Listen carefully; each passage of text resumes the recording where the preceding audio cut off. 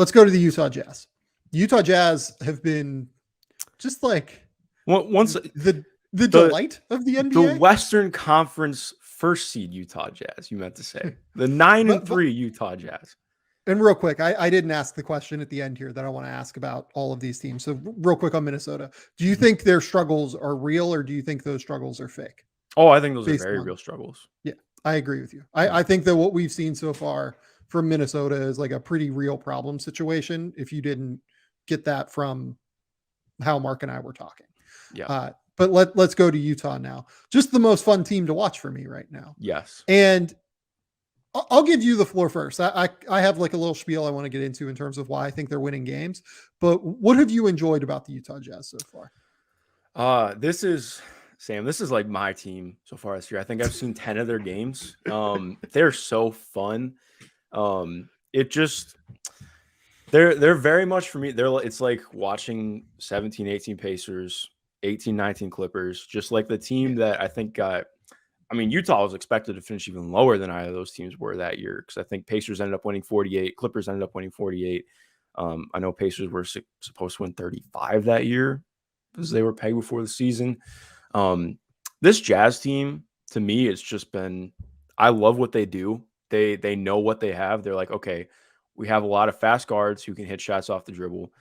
We have a couple of really good playmaking hubs who are good shooters. So they run everything through the elbows from Kelly Olynyk and through Lauri Markkanen. And I mean, we'll get to Lauri in a second because he's doing a lot more than just elbow stuff. But like, and just in general, I mean, they play really fun. Like Colin Sexton is a really fun changeup off the bench, doing more speed-based things. Mike Conley, after looking kind of in trouble last year with where he was at, has been incredible to start the year based on what my expectations were. Like legitimately, Jordan Clarkson's playing at nearly an all-star level right now. Like this is the best I've ever seen him play basketball. Yes. I think the playmaking has been like very real and very good from him. Obviously not a primary, but like this is like the best version of a combo guard I think you could possibly imagine. That's not an all-star level combo guard, but like the shot making's been awesome. Like again, I think to be fair, and this is something you're probably gonna hit on, the shot making is going to die down at some point. Like this has been an unreal heater from a lot of the guys. Like, yeah, like not that I think it's going to fully disappear. But yeah. And then you have Lauri. Like Lauri Markkanen has legitimately been clutch this year, which sounds wild to say, but he's been their guy that they're going to in stretches. Like he's looked, saying like crown jewel prospect sounds like a weird way to put it, but like, he's capable running off movement sets. He's capable of being a screener and popper. He's kind of putting together everything that I think you hoped from seeing more of with the Bulls, that I think, and also putting together a lot of things that he did with the Cavs as more of a glue guy last year. And it's just awesome to watch. Like, I think you're seeing him get more separation on drives than I was really ever used to seeing him do in Chicago. Obviously, the shot is not falling for him right now. And just based on trajectory, I expect that to change up. This has been fun. Like he's doing some stuff live dribble as a playmaker that I just never thought we'd really see. Not that I think that's something that you can bake in as being a thing for him, but this is just a really good forward in the NBA who's kind of testing the waters and figuring shit out offensively while not being a problem on defense. And I'm enjoying it, man. So I think that what stands out most to me, and it's an immense credit to Will Hardy, who I think has been the best coach in the league so far this year. Yeah. They have a top 3 offense and a top 10 defense. And you just think about what is important to winning basketball, right? What are the factors that win you a lot of basketball games? You want to win the possession game. This team does not turn the ball over. And they generally do a pretty good job of winning on the glass. They get a ton of offensive rebounds. The defensive rebounding has been a little bit questionable, but like they get a ton of offensive rebounds and they don't turn the ball over. So they're winning the possession battle every game. Shot creation. Like we can complain about Colin Sexton and Mike Conley, this iteration of Mike Conley, and we can complain about Jordan Clarkson. The thing in Malik Beasley, like the thing that these guys do is they create shots. Like no questions asked. Like a lot of these guys are good shot creators at the end of the day. And then you shoot and space the floor and they play 5 out at times. They can like very easily beat you in terms of shooting and spacing the floor. So they get this incredible shot mix because they have a lot of dribble pass shoot guards and floor spacing bigs. They have guys like Jared Vanderbilt who do all the dirty work and who get offensive rebounds and can kind of act in that way. They don't turn the ball over. They get a ton of extra shots on teams. It's just they're out mathing teams essentially. Like that's kind of what it comes down to for me. Mm-hmm. Like basketball, we don't like to talk about it as a math problem. And this Jazz team has been much more than a math thing. They've been incredibly aesthetically pleasing to watch. But like they're out mathing teams as well. Like that's kind of what it comes down to. They're getting more 3-point shots. They're generating high level looks from three. They're getting extra possessions. And defensively, the other thing that I think is really good is they're executing exceptionally well defensively. We are going to talk about the fact that like teams are shooting astronomically low against them from three, and that's not going to hold up. But here's the thing. They don't give up open threes. Like they've given up the second fewest wide open threes in the NBA this year, according to the NBA site. So like we can talk about the fact that, oh yeah, like teams aren't going to shoot 33 or 32.5 or whatever they're shooting right now against the Jazz from three. But the Jazz are also like playing a role in stopping that from happening by executing and playing hard defensively and closing out on shooters and forcing them into more difficult spots. Yeah, I think it's a really great point. I've really enjoyed how good this team is at KYP. Like, I think there are so many teams, especially in the regular season, where you watch and like they just it's closeouts for everybody. I think this team's been really good at being selective in who they're closing out to, who they're giving unders to, and I appreciate that because it's simple shit that makes you a lot better in the regular season.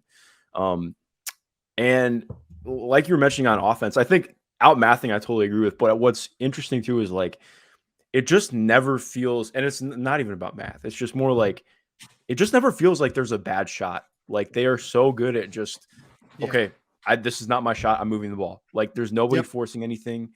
And I've really loved that. Like, and I didn't even get to pine about Jared Vanderbilt yet. Like, dude, Jared Vanderbilt has been sick to start the year. Like the defense has been really, really good as per usual, but he's doing again, like it's bumpy, but he's doing more stuff as a ball handler, like off the catch, attacking closeouts, which again, like not somebody who should be getting closeouts, but the fact that he's getting it and just making things happen. Really fun, sneaky passer at his size too. And it goes underrated because of, I think he had like 9% usage last year with Minnesota, which is probably where it should be. But like, it's just been fun, man. Like you get to see everybody do things. Taylor Horton Tucker and Nickeil Alexander-Walker are here and along for the ride. Rudy Gay is here. That has been an experience so far. It hasn't really worked out for him yet. But yeah, man, I mean, this team is, even the jerseys are growing on me a little bit because the team's been fun to watch. I still think they suck, but it's, compared to what it was, it's getting better. I think that the other thing that like really stands out for me, and this is another credit to Will Hardy, right? Mm-hmm. This is a group of guys that, fairly or unfairly, whatever you want to call it, have been maligned throughout their career as selfish, right? Like shotgunners, like Jordan Clarkson, Malik Beasley, Colin Sexton is like a primary example of this. Taylor Horton Tucker like has been an example of this throughout his career. Rudy Gay has been an example of this at different points throughout his career, right? Mm-hmm. And they're just playing very unselfish basketball. It's like they've heard what everyone is saying about them. And this is something that Lauri Markkanen alluded to in an interview with Shams Charania earlier today. It feels like they can hear what people are saying about them and they want to prove them wrong. Yeah. And that factor, I think, can play real dividends in the regular season for a team like the Utah Jazz that can, has a lot of skill and is being utilized and executing extremely well at a high level. But this is a good team. Like do I think they are real in terms of, do I think they are a top of the Western Conference team? I do not.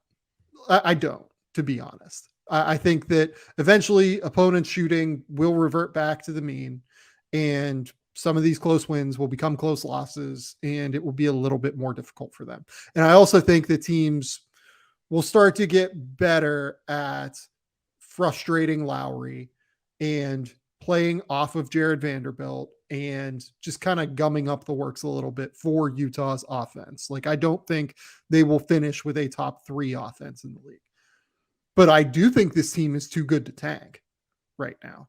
Like, just straight up, like they are. If real is this a 40-win team? I might buy that. Yeah. Like, I think they're probably that, to be honest. Yeah. Yeah. It's funny. I was going to go right there too. Like, I think I'm very much in the boat of if they were to not break up the roster at all, like, I think this team could win 40 to 44 games. I wouldn't be surprised. Like they based on what they're doing principle wise and talent, like it's very much we're going to be above average on both sides of the ball. We're going to be in games. We'll see how it goes clutch wise. And I think that's where it gets funky though, because they have their own draft pick this year, right? They do, yeah. Yeah. And again, I think agree, they also might have Minnesota's, which, like, who the hell knows what happens. True, with that's that, a good point. But It's just it's fun because I'm almost at the point where, or I'm definitely past almost. I'm like, I just enjoy watching this team play basketball. I don't really want them to blow it up. I get that they will, and that's probably going to be what they do in time. But even then, like even if they do, yeah, like send out a couple of their veterans, like I think this is still going to be a solid team, just the way that they're playing. But yeah, like that's my question. Like, what is blowing it up? Like, is it sending like out Mike I don't? Conley probably. Yeah, like if you move Conley, if you move Beasley, if There you are a lot move, of teams that should be looking at Kelly Olynyk right now. I agree. Yeah. Yeah. Like Kelly is actually the one where I'm like, oh, like he would actually hurt them moving Yes. him Yeah. even more so than some of the other guys on this roster. Mhm. He's just actually really important for them structurally, which is Yeah. like something I never would have expected. Just to No, be real like with I it. mean, it sounds crazy because he's only Yeah. averaging like 12, 4, and 3, but I think their offense completely changes without him. So Yeah. but also just one last side note. I've really enjoyed watching Walker Kessler. I was not That's where I wanted to close with on this. I was So, not go super ahead. high on Walker in the draft. I still would have drafted Christian Koloko over him. I like Koloko just a lot, but he had a moment in what game was it? I think it was the most recent Jazz game, or not the one yesterday, the one before. Yes, it was Norman Powell got him with an up fake on a drive, scored right under him, and then came down, I think 2 or 3 possessions later, tried the exact same move, and Walker just swatted that shit, sat on it perfectly. And that's something I've been like really impressed with him. I think he's done a really good job of just adjusting kind of on the fly, finding tendencies in game. Like obviously has his rookie moments. I think figuring out offense is still going to be a thing for him, but the defense has really stood out. Like he has not fouled nearly as much as I thought he was going to this year. And it's just looked like capable of playing real 12 to 15 minute stretches. Not in one season, you know what I mean? Like in a game. No, of course. Yeah, and he's been fun. Like I'm excited for him. And I'm just excited about this Utah team in general. Yeah. Look, I did have a first on Walker. Like I liked Kessler enough pre-draft. Mm-hmm.